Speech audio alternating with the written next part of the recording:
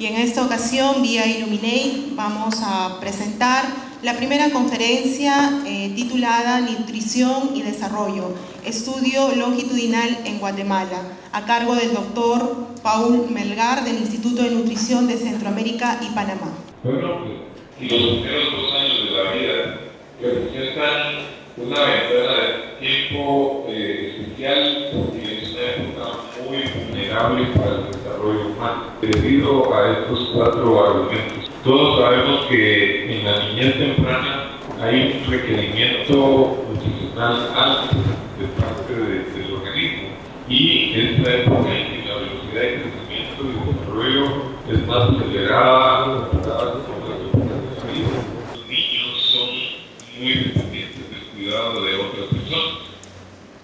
Entonces, se han desarrollado muchas teorías y ahora se sabe desarrollo neurológico que durante la gestación y los primeros 3 años de la vida es dramático y depende de la interacción entre genes y experiencias.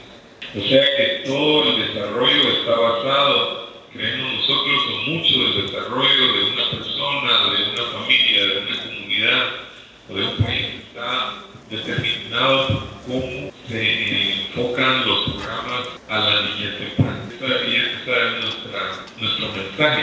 Se hizo en el año de 1969 aquí en Inca, en Guatemala, un estudio cuyo objetivo era hacer un análisis integral de factores nutricionales y socioculturales que afectan el crecimiento físico y el desarrollo mental. Este estudio fue liderado inicialmente por profesionales de la psicología que estaban más enfocados a la parte de desarrollo que a la parte física. Pero como no se pueden desligar esos 2 elementos, pues se tuvo que incorporar todo un equipo multidisciplinario para ver los efectos de la desnutrición per se y cómo interactúan con otras variables que afectan el desarrollo temprano. Entonces, estamos ubicados en la década, al final de la década de los 60, donde se consideraba que la proteína era el factor limitante y único de la desnutrición. Entonces, sobre esa base, con ese diseño, se planteó esta hipótesis de que la mejoría en la nutrición, o sea, la suplementación proteica en niños pequeños, preescolares, iba a producir un aceleramiento en el crecimiento físico y un aceleramiento en el desarrollo mental. Entonces, ustedes ven aquí a la parte inferior de la diapositiva que hay una referencia que está publicada en Food and Nutrition Policy número 14 de 1993, escrito por Reed y Jean-Pierre Favic, que fue uno de los conductores de este estudio en sus inicios. Es un médico pediatra suizo que hace mucho de metodología, se hace en el área de antropología, en el área de dieta y en general en el área de nutrición. Muy recomendable leer esta referencia. Solo para ubicarlos, Guatemala es uno de los países de Centroamérica que está vecino con México y fronterizo con el sur, con El Salvador y con Honduras. Este estudio se llevó a cabo en la parte noreste de Guatemala, donde hay un clima cálido, donde la población es ladina, quiere decir no indígena, de habla española, y para el hecho del estudio tomó en cuenta encontrar una población de intervención y una población tipo de intervención A y otra tipo B. Aquí ustedes tienen disponible esta presentación en la que se describe cuál es el contenido de la intaparina en micronutrientes. Se hicieron habilidades en algunas poblaciones de Guatemala.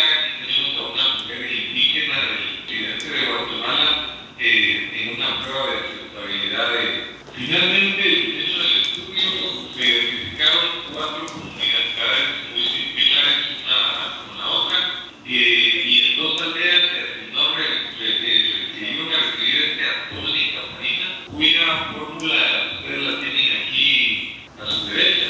Y caparina con una dosis de 180 mililitros, o sea, una taza, daba 13.5 gramos de caparina, leche descremada, azúcar saborizante. y los nutrientes principales eran 163 kilocalorías y 11.5 gramos de proteína. Mencionaba en la diapositiva anterior hierro, flúor, tiamina, leucotriena. Los sujetos del estudio fueron todas las mujeres embarazadas y lactantes echadas en unidades, total 500 mujeres y todos los niños de 0 a 7 años de edad, que superaron 2.393 niños a lo largo del estudio, que fue 8 años. Los niños fueron evaluados hasta 7 años o hasta que el estudio terminó. Entonces, los parámetros que se evaluaron en los niños fueron estos que ustedes ven ahí. Evaluaciones a los niños fue principalmente la ingesta, qué comían los niños, morbilidad, de qué se enfermaban, las condiciones al nacer, el peso al nacer, las características del parto, de la calidad que el niño estaba naciendo.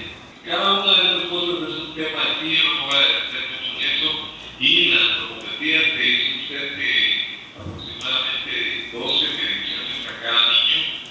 Las embarazadas, se determinó las embarazadas ingestas de más de 25 kilocalorías, ya sea de alcohol o de fresco, en los últimos meses de gestación. Eso quiere decir un promedio de 111 kilocalorías por día dieron a luz a niños con mayor peso.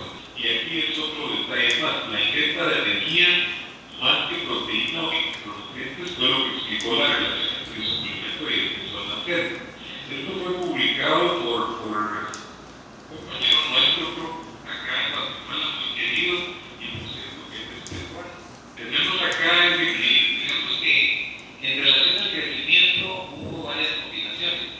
Niños que consumían altas cantidades de alcohol, que tuvieron baja diarrea, esos fueron los niños que crecieron más. Estos son promedios por crecimiento, y estos niños llegaron a crecer en un periodo similar hasta 4 centímetros por año. Y el otro grupo que tenía alto consumo de alcohol, pero tenía también alta diarrea. O sea que aquí se ve el impacto de la diarrea, es esto que esta brecha que está acá, porque la interacción es obvia y es muy conocida de todos ustedes. Había un tercer grupo que tenía un bajo consumo de alcohol y tenía una baja diarrea. En este grupo también se daba un fenómeno de un menor crecimiento.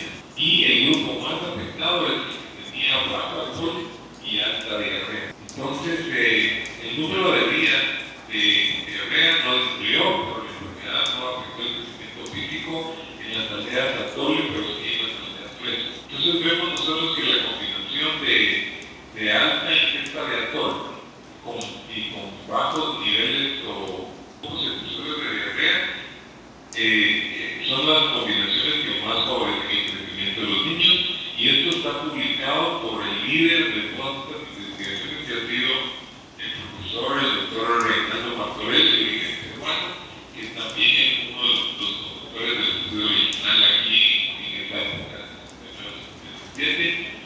Está publicado aquí, como ustedes pueden ver.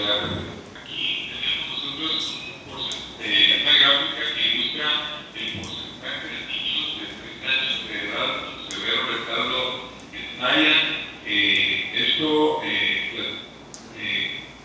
clasificado como niños que tenían menos de -3 desviaciones estándar o puntaje Z, según tipo de suplementos en el inicio del estudio transversal.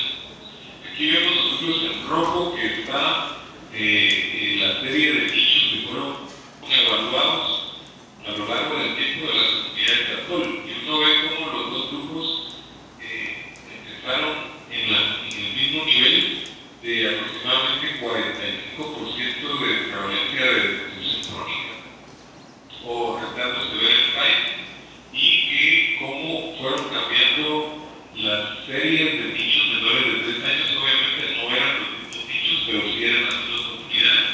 Se tomaban las cohortes de los niños, todos los niños que eran menores de 3 años, y se vio cómo esto fue disminuyendo desde 45 hasta aproximadamente la mitad, 22% en las comunidades Atole, pero desafortunadamente en las comunidades Fresco no ocurrió lo mismo.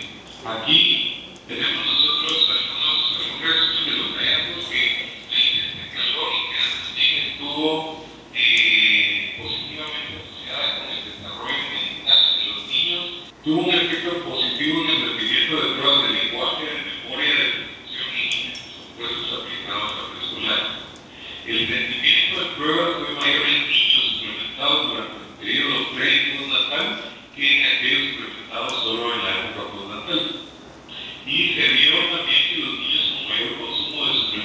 eran más activos mediante las pruebas y evoluciones que hicieron en entrevistas sobre actividad física.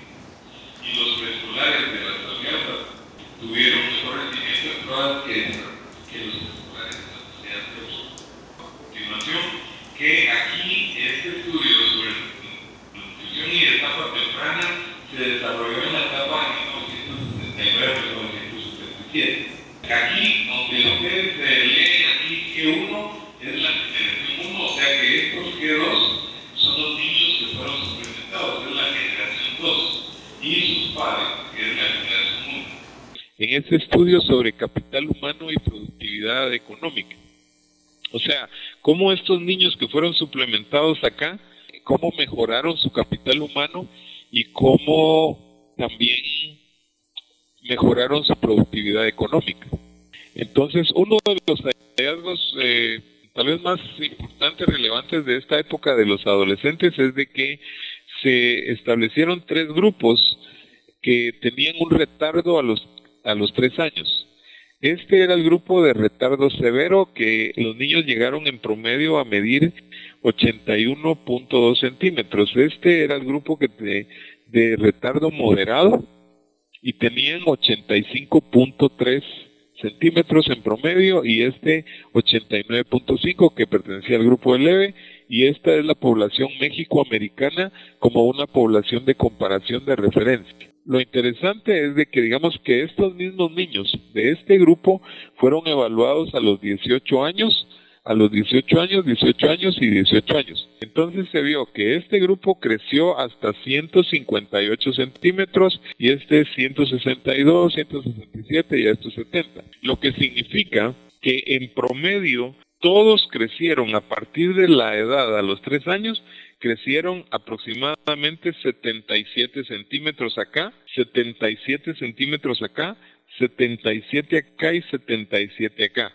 Eso nos llevó a concluir de que el problema de la baja estatura es un fenómeno que se produce en los primeros 3 años de la vida, que después ya todos crecen en la misma proporción, 77, 77, 77, hemos hecho medianas, regresiones de todo tipo y los datos no cambian. Espero que me pueda dar a entender con esta laminita anterior, porque nos ha llamado mucho la atención. Para este estudio de nutrición temprana, capital humano, se hizo un esfuerzo colaborativo entre el instituto nuestro, INCAP, con la Universidad de Emory, con ISPRI y con la Universidad de Pensilvania.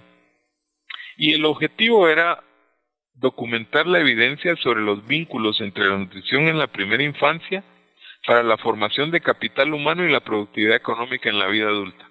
Toda esta serie de artículos fueron recopilados en un suplemento especial del Food and Nutrition Bulletin del 2005 y ustedes pueden ahí encontrar, es un acceso libre, y la muestra en el 2002 era 1855. Ahora era el 78% de los niños originales. Y de esos se logró entrevistar a 1.560 niños. ¿Por qué?